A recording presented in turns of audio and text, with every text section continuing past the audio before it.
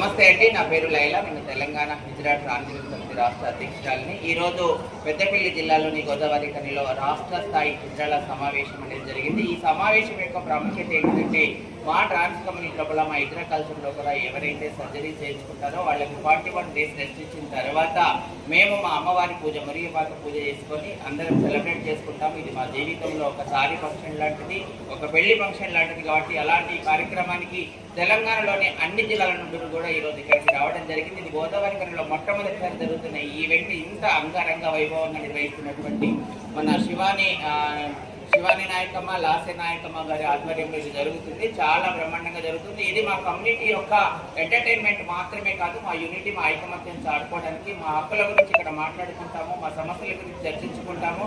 అట్లాగే ఇప్పుడు ప్రభుత్వం మనకి ఏం చేయాలి, నెక్స్ట్ ఏం చేయబోతుంది అనే దాని గురించి ఈ సమావేశంలో చర్చించుకోవడం జరుగుతుంది.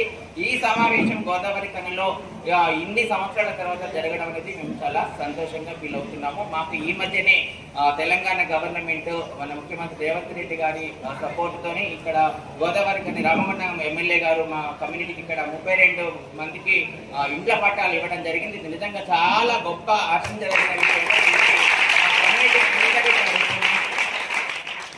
కమ్యూనిటీ అందరి తరఫున మన తెలంగాణ రాష్ట్ర ముఖ్యమంత్రి వర్యులు రేవంత్ రెడ్డి గారికి, మన కాంగ్రెస్ ప్రభుత్వానికి, అదేవిధంగా మన రామగుండం ఎమ్మెల్యే గారికి మేము మన శిరస్సు నుంచి నమస్కారాలు తెలియజేస్తున్నాం.